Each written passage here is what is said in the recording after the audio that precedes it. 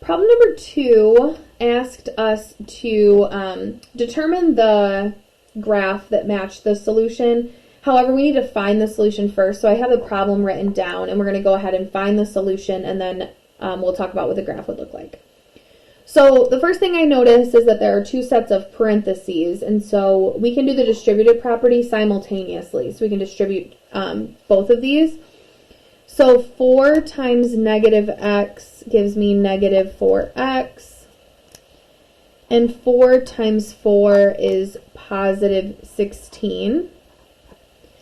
And then notice how I'm not like just going up here and drawing both arrows right away. I draw the arrow, then I write down what that is, then I draw the arrow and I write down what that is. The reason I do that is because a lot of us have, like, we'll draw both arrows and then we won't actually do the math. We'll forget. And I don't want you to think you're done until you are actually done. So do it this way, where it's 3 times 4 is 12. Then 3 times negative x is negative 3x. So there's like no way to forget that because you still have to draw your arrow. Now I see that we have variables on both sides and constants on both sides, and so I can move whatever I want. And since I can kind of like foresee what I want my end goal to be, if I want my variable on the left so I can read it, let's just go ahead and move our variable to the left so I create less work for myself later. So I'll get negative 1x plus 16 is less than or equal to 12.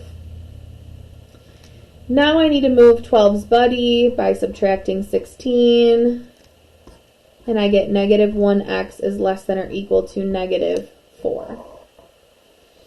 Now when I get down here, my final step is to divide by negative 1, and those alarm bells should be ringing because we need to flip because we divided by a negative.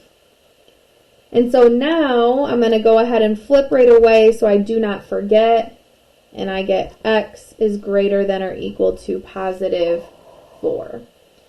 And so when we have our number line, or when you're looking at the options for that, all of your number lines should have 4 in the middle. Our numbers get bigger, then smaller to the left. And then since this is a greater than or equal to symbol, we need a closed circle on 4. Closed circle on 4. You can also remember that if it has the crayon, we need to color it in. Then I need to, that's where having these inequality symbols memorized comes in handy so that you can read this correctly and then draw your arrow correctly. So this says x is greater than or equal to 4. So my arrow needs to go in the direction of the numbers that are bigger, and that is to the right. So greater than 4. So that should be the answer option that you chose.